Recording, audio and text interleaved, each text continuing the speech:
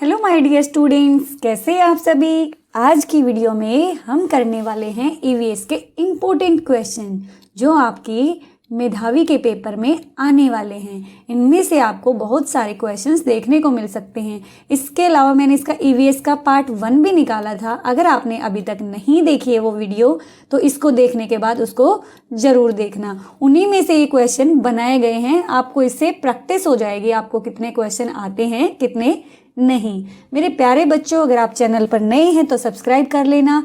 और मैंने एक टेलीग्राम लिंक भी बनाया है जिससे टेलीग्राम चैनल में आप जुड़ जाएंगे और वहाँ से इन सारे क्वेश्चंस की पीडीएफ प्राप्त कर सकते हैं। और जैसे ही मैं नया वीडियो डालती हूँ वहाँ पे भी शेयर करती हूँ। और आप वहाँ पे कोई भी आपके डाउट हैं, आपको जो समझ में नहीं आया या फिर नई वीडियो आप किस पे चाहते हो, आप मेरे साथ सब कुछ शेयर कर सकते हो। तो चलिए बिना देरी किए शुरू करते हैं। कुछ जानवर रात में जागते हैं। यह जानवर हर चीज़ को किन रंगों में देखते हैं, मतलब रात को जागते हैं तो उनको जो चीज़ें हैं वो किन रंगों की दिखाई देती हैं।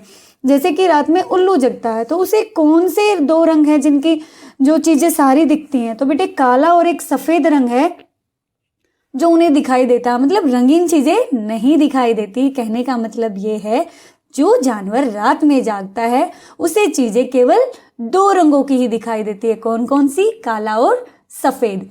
किसी अध्यापक के द्वारा यदि आलू, चावल, ब्रेड और शक्कर के उदाहरणों का सहारा लिया जाता है तो छात्र को क्या पढ़ाना चाहते हैं? वो पढ़ाना चाहते हैं किसके बारे में बेटा? कार्बोहाइड्रेट के बारे में। इससे क्या मिलती है? एनर्जी। अब आप कहेंगे मैम ये कार्बोहाइड्रेट क्या होता है? देखो प्यारे बच्चों, कुछ चीज़ें होती हैं जैसे घी, तेल, इसमें से क्या मिलती है? वसा। हमारे शरीर को अलग अलग चीज़ों की ज़रूरत होती है, प्रोटीन की, कार्बोहाइड्रेट की, वसा की। तो ये अलग अलग चीज़ों से मिलती है। जैसे आलू, चावल, ब्रेड, शक्कर और रोटी, इनसे सबसे क्या मिल रहा है? इनसे मिलती है कार्बोहाइड्रेट। और जितनी भी चिकनी चीज़ें कौन कौन सी, जैसे कि तेल, घी, इनसे क्या मिलती है? वसा। और जैसे दालें हैं उनसे क्या मिलता है? प्रोटीन। क्या मिलता है प्यारे बच्चों? प्रोटीन। तो इन्हीं से हमारा जो शरीर है बना है। कुछ जैसे विटामिन है, हमें फ्रूट्स और सब्जियों से क्या मिलते हैं? विटामिन मिलते हैं। तो इन चीज़ों का हमें पता होना चाहिए। आपके पेपर में क्वेश्चन आ सकता है कि वसा के स्रोत कौन कौन से हैं, तो आपको ऑप्शन में दे देंगे घी, तेल, सब्जी। तो कौन कौन सा ऑप्शन हुआ? घी और तेल। सब्जी तो किसका है? विटामिन मिलते हैं उससे। ठीक है, आगे देखो।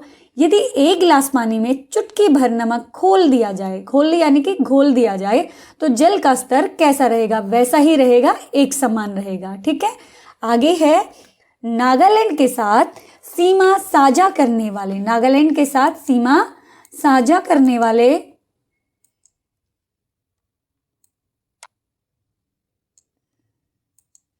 अगला क्वेश्चन है मेरे प्यारे बच्चों, नागालैंड के साथ सीमा साझा करने वाले राज्य कौन कौन से हैं? अब आप साझा यानी कि देखो, अब आपको एग्जांपल देते हैं। आपकी बेंच है, ठीक है, आप भी बैठे हैं और आपके साथ किसने शेयर किया हुआ है? आपका एक फ्रेंड और बैठा है।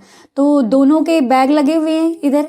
तो ये वाला एरिया क्या है? इस वाला एरिया में आपका भी बैग लगा हुआ है और इधर से आपकी दोस्त का भी लगा हुआ है। तो ये एरिया क्या हो गया? साझा हो गया दोनों का। इसी तरीके से जो स्टेट होते हैं तो उनकी सीमाएं एक दूसरे के साथ लगी होती है। ठीक है, तो इन्होंने हमसे पूछा है कि नागालैंड जो राज्य है उसके साथ कौन कौन से राज्य की सीमा लगी हुई है। तो कौन कौन से की? अरुणाचल प्रदेश, असम और मणिपुर। जब मैं आपको मैप पढ़ाऊंगी तो आपको अच्छे से इनका एक एक चीज समझाऊंगी। ठीक है, अब के लिए इसको समझ लीजिए। अगला देखिए प्यारे बच्चों, यहाँ पे 5 नंबर क्वेश्चन आना चाहिए था, थोड़ी सी मिस्टेक हो गई है।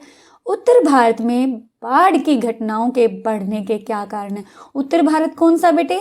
जम्मू कश्मीर, हरियाणा, पंजाब, यूपी, बिहार, ये वाला एरिया कौन सा है? ये वाला उत्तर भारत का एरिया है। राजस्थान, ये सारे के सारे थोड़ा उत्तरी भारत में आते हैं। राजस्थान का तो कुछ एरिया किस में आता है? पश्चिम में। तो बेटे इन्होंने पूछा है कि उत्तर भारत में जो बाढ़ आती है, बाढ़ समझते हो? जब पानी देखा होगा आपने, पूरे के पूरे नदियों को तोड़कर पूरा सिटीज में घुस जाता है, गांव में घुस जाता है, तो उसको क्या, वो बाढ़ का रूप ले लेता है। तो उसका रीजन क्या है, क्यों बढ़ने लग गई है?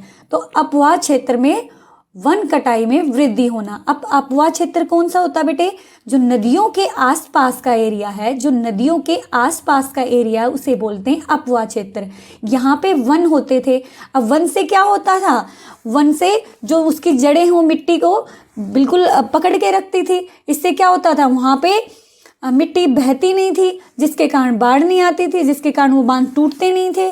लेकिन लोगों ने क्या करनी शुरू कर दी? उनकी कटाई शुरू कर दी है, तो इसके कारण क्या हो गया? बाढ़ आने लग गई है। तो यही रीजन हुआ है। ठीक है, अगला देखो, मानचित्र बनाने के विज्ञान को क्या कहा जाता है? मानचित्र पढ़ते हो ना, मैप, किसी भी चीज के मैप आपने देखे होंगे। जैसे भारत का मैप है, बहुत सारे राज्यों के मैप होते हैं, देशों के मैप होते हैं, पूरे संसार का मैप है। तो इसके विज्ञान को क्या कहा जाता है? इसे कहा जाता है बच्चे कार्टोग्राफी। ठीक है, इसका एक नाम हो गया ये कार्टोग्राफी। अब जैसे आप ईवीएस की बुक पढ़ते हो तो उसका एक नाम रख दिया, पर्यावरण अध्ययन, एनवायरमेंटल साइंस। ऐसे ही मानचित्र बनाने के विज्ञान को क्या कहा गया? कार्टोग्राफी। आगे है पर्वतीय क्षेत्रों में, पर्वतीय समझते हो? पहाड़ी। पर्वतीय क्षेत्रों में सड़कों के अवरुद्ध होने का प्राकृतिक कारण क्या है? अवरुद्ध समझते हो? बताइए मुझे। अवरुद्ध होता है रुकावट। क्या होता है? रुकावट। यानी कि पर्वतीय क्षेत्र हैं जो, उनमें सड़कें होती हैं, उनमें क्यों बाधाएं उत्पन्न होती हैं? क्यों रुक जाते हैं उनके रास्ते? क्यों रुक जाते हैं? भूस्खलन के कारण। भूस्खलन क्या होता है बेटे? आपने पढ़ा होगा, कभी कभी टीवी में भी देखा होगा कि यहाँ से जो पहाड़ी का एरिया है वो गिर के क्या हो गया? रोड पे आ गया। पहाड़ी का कोई हिस्सा टूट के रोड पे आ गया। तो इससे क्या हो गया? ये भूस्खलन हो गया। भू मतलब भूमि, इसका एक टुकड़ा गिर गया यहाँ पे मान लो, तो क्या हो गया? रोड अवरुद्ध हो गया, रोड रुक गया। इसी को कहते हैं प्राकृतिक। क्या होता है बेटे? नेचुरल, यानी कि इंसानों ने नहीं किया, प्रकृति में खुद से हो गया है। तो ये क्या कारण है बच्चे? भूस्खलन। ठीक है, समझ आया? भूस्खलन क्या होगा? पहाड़ी है, उसका कोई भी टुकड़ा आके रास्ते में गिर गया है, इससे क्या हो गया? मार्ग अवरुद्ध हो गया है। भूमि का टुकड़ा अलग हो जाना, पहाड़ी वाला क्षेत्र है जो ये। ठीक है, आगे है वन आच्छादन के कम होने के क्या कारण है? यानी कि वन का क्षेत्र कम क्यों होता जा रहा है? बहुत सारे वन थे पहले, पहाड़ों में भी वन थे, मैदानी भागों में भी वन थे, कम क्यों होते जा रहे हैं? बढ़ती हुई आबादी। अब आप कहेंगे मैम ये आबादी क्या होता है? जनसंख्या, पॉपुलेशन, लोगों की बढ़ती हुई संख्या, इसे क्या कहेंगे? आबादी। अब देखो जनसंख्या बढ़ती जा रही है। हमारा देश अभी कौन से नंबर पे सबसे ज्यादा जनसंख्या वाला है? चीन। और इसके बाद किसका नंबर आता है प्यारे बच्चों? भारत का। कुछ समय बाद ऐसा समय आएगा कि भारत नंबर 1 हो जाएगा, जिसकी सारे देशों में जनसंख्या सबसे ज्यादा है। तो वनों को क्यों काटा जा रहा है? क्यों काटा जा रहा है? क्योंकि लोगों की संख्या बढ़ रही है, उन्हें रहने के लिए मकान चाहिए, उनके लिए खाने के लिए अनाज चाहिए। तो वनों को काट के क्या बनाए जा रहे हैं? मकान बनाए जा रहे हैं, फसलें उगाई जा रही हैं। तो इसलिए वन क्या हो रहे हैं प्यारे बच्चों? कम हो रहे हैं। समझ आया? अगला देखो, ओजोन जिन शक्तिशाली विकिरणों को सोखकर जीवमंडल की सुरक्षा प्रदान करती है, उन्हें क्या कहा जाता है? अब आपको ये समझ में नहीं आया होगा। ओजोन देखो बेटे, हमारी जो पृथ्वी है उसमें बहुत सारे लेयर हैं। आयन मंडल, समताप मंडल, तो कई क्षोभ मंडल, बहुत सारे लेयर हैं। एक है उनमें ओजोन मंडल, जो क्या करती है? जो सन होता है, सन के द्वारा जो अल्ट्रावायलेट किरणें हैं, इनको हिंदी में पराबैंगनी किरणें बोलते हैं, इनको धरती पे आने से रोकती हैं। अब आप कहोगे मैम ये धरती पे आ जाएंगी तो क्या दिक्कत है? अगर ये किरणें प्यारे बच्चों धरती पे आ गई तो उससे क्या होगा? इंसानों को कैंसर का रोग हो सकता है, बहुत सारी बीमारियां हो सकती हैं। इसलिए इनको रोकना जरूरी है, और इनको रोकने का काम कौन करती है? ओजोन। अब आप कहेंगे जीवमंडल क्या है? जीवमंडल बेटे धरती पे जो भी जीव है, जैसे समुद्र में भी एक जीवमंडल है, पूरा का पूरा समुद्र में भी बहुत सारे छोटे छोटे है क्रिएचर्स हैं, एनिमल्स हैं, वो रहते हैं। और ऐसे ही धरती पे भी बहुत सारे रह रहे हैं, भूमंडल पे भी। तो उन सबको, इन विकिरणों से कौन बचाता है? ओजोन मंडल बचाता है। कौन सी विकिरणों से? अल्ट्रावायलेट। हिंदी में आपको इसका नाम पराबैंगनी किरणें भी देखने को मिल सकता है। ठीक है, अभी के लिए आपको इतना ही समझना है। आगे चलते हैं। वातावरण में क्लोरोफ्लोरोकार्बन उत्सर्जित पकड़ने पर प्रतिबंध लगाने संबंधी प्रथम प्रोटोकॉल कहां पर बना? क्लोरोफ्लोरोकार्बन। इससे भी क्या होता है बेटे? इससे भी ये वाली जो किरणें हैं इससे ओजोन है ना जो, इसका हाश होता है, यानी कि इसको नुकसान पहुंचाती हैं ये वाली गैसें। जो क्लोरोफ्लोरोकार्बन गैसें हैं ये इस ओजोन परत को नुकसान पहुंचाती है, और जिसके इससे नुकसान होगा तो फिर ये अल्ट्रावायलेट किरणों को नहीं रोक पाएगी और फिर वही वाली बीमारी आएंगी हमें। तो इसके लिए एक प्रोटोकॉल बनाया गया था, मतलब एक रूल बनाया गया था। तो कहाँ पर बना था? ये बना था बेटे मॉन्ट्रियल में। कहाँ पे? मॉन्ट्रियल में। ये कहाँ पे है? वियना में। कहाँ पे है ये? वियना में। वियना एक कंट्री है, ठीक है, एक कंट्री की राजधानी है वहाँ पे। तो वहाँ पे ये प्रोटोकॉल बना था, ठीक है। इसका नाम क्या है? मॉन्ट्रियल। उन वनों को क्या कहते हैं जो चक्रवातों के अवरोधकों का कार्य करते हैं? देखो बेटे, चक्रवात क्या होते हैं? बिल्कुल ये समुद्री क्षेत्रों में आते हैं, वहाँ पे गर्म हवाओं के साथ चलते हैं। एक आया था उड़ीसा साइड या दक्षिण भारत साइड आया था टाइफून, जिससे बहुत तेज तेज हवाएं चलती हैं जो सब कुछ नुकसान पहुंचाती हुई जाती हैं। आप ना यूट्यूब पे डालना चक्रवात, तो आपको उसके वीडियो भी देखने को मिलेंगे कि चक्रवात होते क्या हैं। तो बेटे इनको अवरोधक क्या होते हैं? रोकने वाले। कौन रोकता है? कौन से वन हैं? ये होते बेटे मैंग्रोव वन। मैंग्रोव वन जो खारा पानी होता है, लाइक समुद्र होते हैं जो इनके जो किनारे वाला क्षेत्र होता है, यहाँ पे खारा पानी और मीठा पानी ये दोनों ही कम खारे पानी में भी उग जाते हैं, और ये खारे पानी में जो झाड़ी टाइप से होते हैं, जो दलदली यानी कि जो गीली गीली मिट्टी होती है उस वाले क्षेत्र में भी ये वाले जो वन है ये उग जाते हैं, मैंग्रोव वन।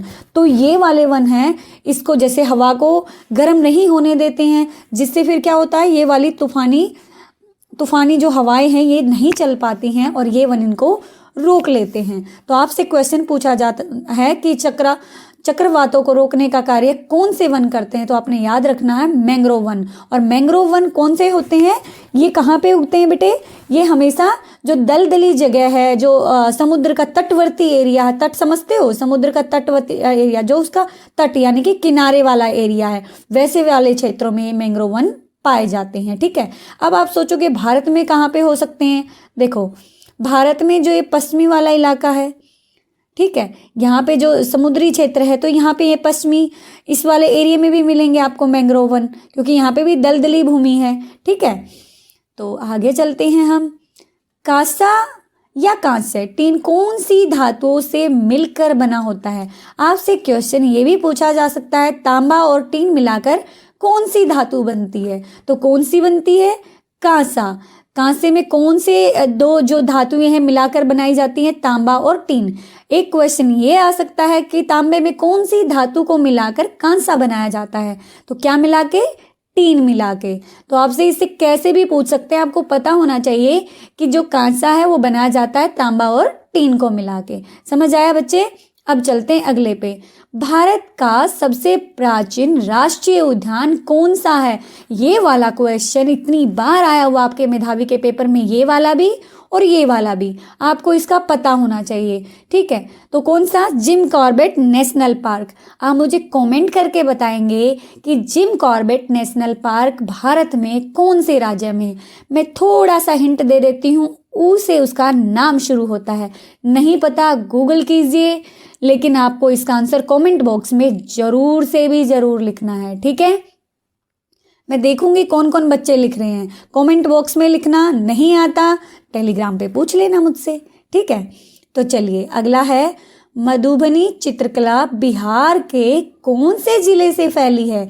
मधुबनी एक आर्ट होती है, आपने देखा भी होगा, नहीं देखा तो गूगल करना मधुबनी आर्ट, मधुबनी चित्रकला, आपको बहुत सारी मिल जाएंगी देखने को। आजकल के टाइम पे कुछ भी ऐसी चीज़ नहीं है आपको ना पता चले, 1 मिनट पे गूगल पे डालो, इमेजेस आपके सामने आ जाएंगी। तो ये बिहार में एक जिला है मधुबनी, वहाँ से ही इसका नाम मधुबनी चित्रकला के नाम से फेमस हुआ। आपसे पूछा जा सकता है मधुबनी जिला भारत के कौन से राज्य में है?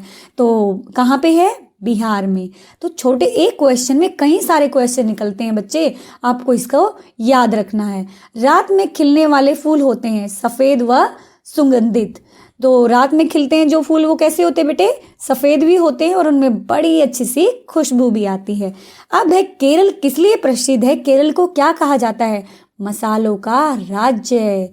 क्या कहा जाता है? मसालों का राज्य। आपको पता है हमारे देश में जब पहली बार यूरोपियन आए थे तो केरल के मसालों को देख के बड़े ही भारत की तरफ अट्रैक्ट हुए थे कि भारत से मसाले भर भर के ले जाएं। उस टाइम पे यूरोप जो महाद्वीप है वहाँ पे मसालों की बड़ी डिमांड हुई थी। जैसे कि इंग्लैंड है, पुर्तगाल है, वहाँ के राज्यों में केरल से मसाले लेके जाए जाते थे। तो याद रख लेना, केरल किस लिए ज़्यादा फेमस है? मसालों के लिए। उस पौधे का नाम बताइए जो इंडोनेशिया और भारत के मेघालय राज्यों में पाया जाता है। ये कई तरीके से पूछा जा सकता है बेटे। इसका नाम है नेफेंथिस कीटहारी पौधा, यानी कि कीट खाता है। इसका हिंदी में नाम घटपर्णी भी है। क्या है? घटपर्णी। इसके कई नाम हैं। तो आपसे इस क्वेश्चन को दो तरीके से पूछा जा सकता है। वो कौन सा पौधा है जो कीट खाता है? तो आपने इसका नाम याद रखना, नेफेंथिस भी हो सकता है, घटपर्णी एक ही नाम है।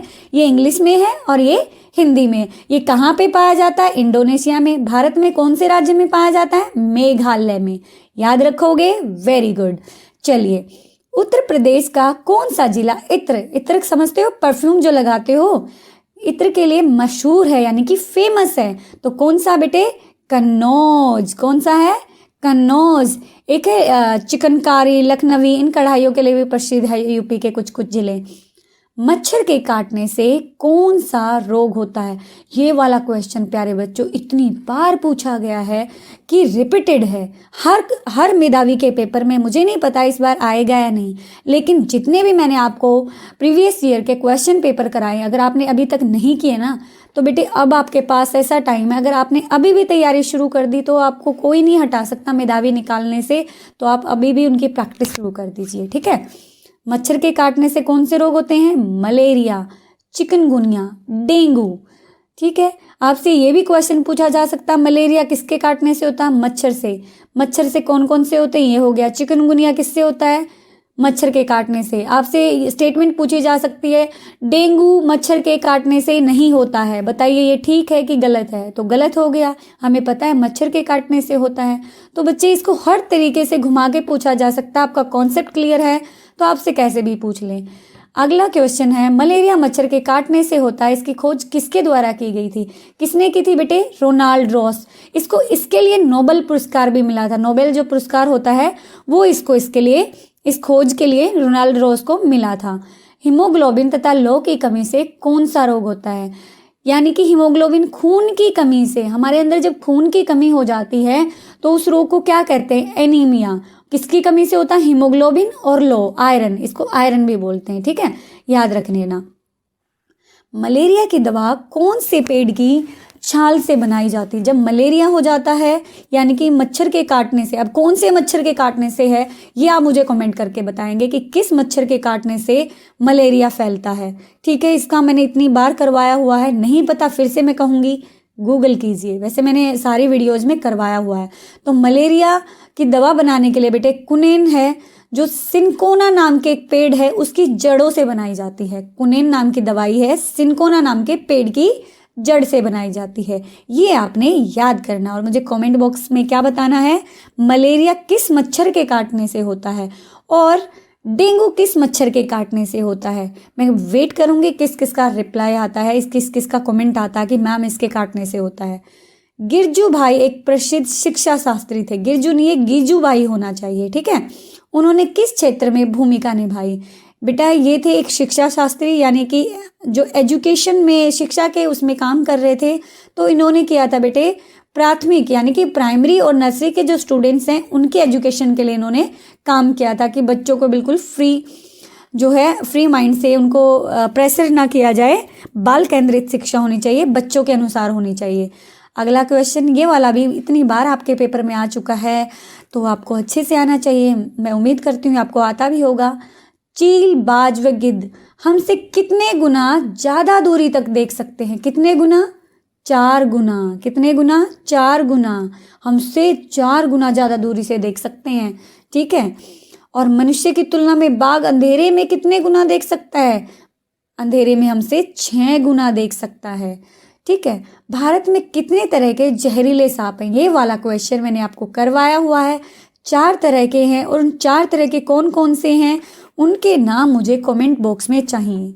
आप उस वीडियो को देखेंगे, उसके नोट्स बनाएंगे। अब मैं क्यों बोल रही हूँ बेटे उसके नोट्स बनाने को, क्योंकि वहीं से उनमें से ही पेपर आना आपका, क्योंकि वो एक तरीके से आपके जितने भी चैप्टर है ना, ईवीएस के जितने भी चैप्टर हैं उनमें से पूरा निचोड़ है, वहाँ से आपको पेपर में मिलने ही मिलने हैं। ठीक है, तो आप बताएंगे जहरीले सांप कौन कौन से हैं। 4 तरीके के, ये मैंने बता दिया। पक्षी देखते हुए अपनी गर्दन को ज़्यादा घुमाते हैं, ऐसा क्यों? क्योंकि उनकी आंखों की पुतलियां काम नहीं करती। अब हम तो बिना घुमाए भी इधर उधर देख सकते, मतलब हम अपनी गर्दन को बिना घुमाए भी देख सकते हैं इतना, वो बेचारे क्यों घुमाते हैं? क्योंकि उनकी जो पुतलियां हैं वो घूम ही नहीं सकती, हमारी तो घूमती हैं, उनकी कांस्टेंट रहती हैं, इसलिए वो गर्दन को ज़्यादा घुमाते हैं। ठीक है, कौन से महीने में पक्षी घोंसला बनाकर अंडे देते हैं? अप्रैल के महीने में। कौन से में? अप्रैल के महीने में। गोलकुंडा किले का निर्माण किसके द्वारा कराया गया था? काकतीय वंश का। अब मुझे आप कमेंट बॉक्स में बताएंगे कि गोलकुंडा का किला भारत के कौन से राज्य में है। ठीक है, बताएंगे, वेरी गुड। रेलगाड़ी का चलना उदाहरण है सरल रेखीय गति का। किसका उदाहरण है? सरल रेखीय गति का। मधुमक्खी पालन किया जाता है किसका? बक्से में किया जाता है, और बक्से में क्या है? चीनी का मीठा घोल भी डाला जाता है। अब बताओ मधुमक्खी के पालने का क्या, क्यों पालते हैं मधुमक्खी? मधुमक्खी से हमें क्या मिलता है? अब ये भी कमेंट बॉक्स में पूछ लेती हूँ मैं। अच्छी बात है, कमेंट बॉक्स में बताओगे तो आपको, ऐसा नहीं है कि आपने बिल्कुल छोड़ देना, कॉपी में लिखो इसको कि मैम ने कौन सा क्वेश्चन पूछा है, फिर इसको गूगल करो, नहीं आता, या मम्मी पापा से पूछो कि मान लो आपको मधुमक्खी का पूछना, मम्मा मधुमक्खी का पालन क्यों किया जाता है? आपकी मम्मा आपकी दादी 1 मिनट में बता देंगे आपको क्यों किया जाता है। तो आपने जो भी डिफिकल्ट क्वेश्चन लग रहे साथ में कॉपी में लिखो और आंसर कॉमेंट बॉक्स में लिखने हैं। ठीक है, मधुमक्खी के डंक में कौन सा अमल होता है? आपको मधुमक्खी जब काट लेती तो आप चिल्लाते हो बहुत बुरे से, मम्मा मधुमक्खी ने काट लिया, मुझे दर्द हो रहा है, और आपका हाथ सूज भी जाता है, सूजन आ जाती है ना।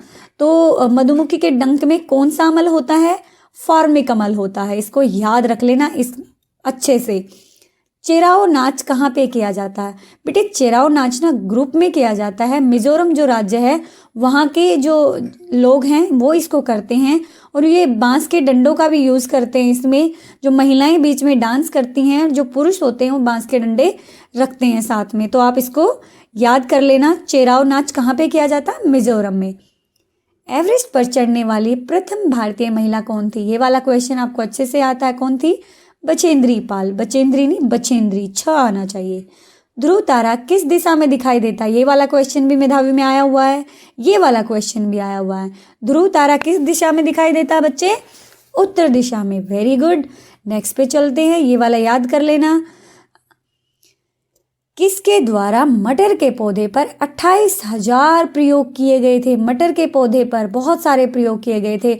मटर की प्रजातियों पे कि कौन सा छोटी मटर का दाना बनता है, कौन सा मोटी, 2 को मिला के मिक्स करके बोया कि कौन सा ज़्यादा उग के आता है। तो ये सारे प्रयोग किए थे, किसने किए थे? गेगर जॉन मंडल ने। असम में चावल फसल कटाई पर कौन सा त्यौहार मनाया जाता है? जब चावल की फसल की कटाई होती है वहाँ पे बिहू त्यौहार मनाया जाता है। आपसे ये भी क्वेश्चन पूछा जा सकता है, बिहू कहाँ पे मनाया जाता है? तो असम में। बिहू कहाँ का त्यौहार है? असम का। चावल की कटाई पे कौन सा त्यौहार मनाते हैं असम में? तो बिहू। दोनों तरीके से याद कर लेना। ब्रेल लिपि कितने बिंदुओं पर आधारित है? 6। अब आप मुझे कमेंट बॉक्स में बताएंगे ब्रेल लिपि किन लोगों के लिए बनाई गई है, कौन लोग यूज़ करते हैं, और इसका आविष्कार किसने किया? अब आप कहेंगे मैम आप सब हमसे पूछ रहे हो। मैं इसलिए पूछ रही हूँ बच्चे क्योंकि मैंने पहले आपको करा दिए हैं, ये सारे के सारे क्वेश्चन मैं करा चुकी हूँ आपको। जो ईवीएस पार्ट 1 वीडियो है उसमें सारे के सारे ये क्वेश्चन आपको मिलेंगे। इसका लिंक मैं आपको आई बटन में दे दूंगी, वहां से आप इसको देख सकते हैं। ठीक है, नहीं देखी है तो।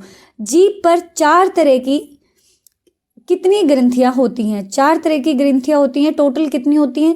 900। भाई बहुत ज़्यादा, ये तो न्यू थिंग आपके लिए।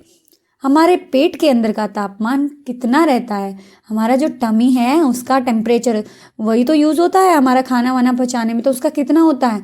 30 डिग्री सेंटीग्रेड। याद रख लेना इसको, ये भी आया हुआ आपके पेपर में, ये आपके पेपर में फिल इन द ब्लैंक्स में आया हुआ है कि हमारे पेट के अंदर डैश डिग्री तापमान होता, तो आपने 1 मिनट में भर देना है 30 डिग्री।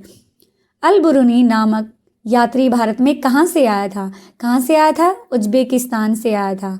ठीक है, इसने एक बुक भी लिखी थी, उसका नाम आप मुझे कमेंट बॉक्स में बताएंगे। आज तो बहुत सारे क्वेश्चन पूछ लिए मैम ने कमेंट बॉक्स में, हम क्या क्या लिखा, हमारे तो हाथ दुख जाएंगे।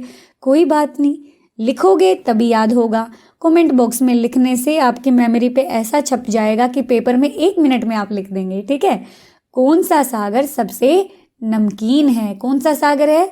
मृत सागर। अगर आपको अभी भी वीडियो देख रहे हो और अच्छी लग रही है तो जल्दी से लाइक वाला बटन है उसे लाइक कर दीजिए और दोस्तों से भी शेयर कीजिए। मुझे अच्छा लगता है अगर आपको अच्छी लगी तो मुझे इतना अच्छा लगता है कि मेरे बच्चों को समझ में आ रहा है। ठीक है, तो कौन सा सागर सबसे नमकीन है बच्चे? मृत सागर। इसको इंग्लिश में बोलते हैं डेड सी। इसमें आपको पता है कुछ भी चीज़ डूबती नहीं है, सबकी सब क्या है? तैरती रहती हैं। डेड सी, डेड सी जो है वो सबसे नमकीन है। ठीक है, उस संस्था का नाम बताइए जिसने दड़की माई के प्रयास से तालाब बनवाकर, तालाब नहीं होता बेटा, तालाब है, तालाब बनवाकर गांव में पानी की समस्या को खत्म किया। उस संस्था का नाम था तरुण भारत संघ। आपकी मैम ने चैप्टर पढ़ाया उसमें भी ये आया होगा, तरुण भारत संघ। कबड्डी की टीम में कितने खिलाड़ी होते हैं? ये तो बताने की जरूरत नहीं है मुझे, आप खेलते भी हैं। 7 खिलाड़ी। और खो खो की टीम में कितने होते हैं? 9 खिलाड़ी। 9 खिलाड़ी खेलते हैं, टोटल इसमें 12 होते हैं, जो 3 होते हैं वो एक्स्ट्रा में होते हैं। ठीक है, प्रथम बार 16 अप्रैल 1853, 16 अप्रैल 1853 में रेलगाड़ी किन 2 शहरों के बीच में चली थी? किन 2 शहरों के बीच में चली थी बच्चे? मुंबई से ठाणे। ये मैंने एसएसटी में भी करवाया आपको। मुंबई से ठाणे रेलगाड़ी चली थी भारत में 16 अप्रैल 1853 में। इसको अच्छे से याद कर लेना, इस डेट को किसी भी तरीके से आपसे पूछा जा सकता। कब चली, किन 2 शहरों के बीच में चली, कौन से राज्य में चली? तो कौन से राज्य में है मुंबई से ठाणे? महाराष्ट्र में। कब? 16 अप्रैल 1853 में। किसने चलाई थी? अंग्रेजों ने चलाई थी, वहीं थे यहाँ पे उस समय भारत में। जमीन से निकाला गया तेल कैसा होता है? जब जमीन के अंदर से पाइप के द्वारा तेल निकाला जाता है वो बिल्कुल ऐसा नहीं होता कि ये पेट्रोल है, ये डीजल है, ऐसे नहीं मिलता। ये मिट्टी का तेल है, बहुत ही बदबूदार होता है, बहुत ही गहरे गहरे समझते हो, बिल्कुल तेज रंग का होता है और गाढ़ा होता है और बदबूदार होता है। वो तो जब बाहर निकाल लिया जाता है तब उसको अलग अलग निकाला जा सकता है, उसमें से पेट्रोल, डीजल, केरोसिन सबको अलग अलग किया जाता है। ठीक है, अगला देखते हैं। रेगिस्तानी ओक पेड़ का नाम है। रेगिस्तानी ओक किसका नाम है? पेड़ का। अब पहला क्वेश्चन, रेगिस्तानी ओक कहाँ पे पाया जाता है? ऑस्ट्रेलिया में पाया जाता है। इस पेड़ की क्या खासियत है?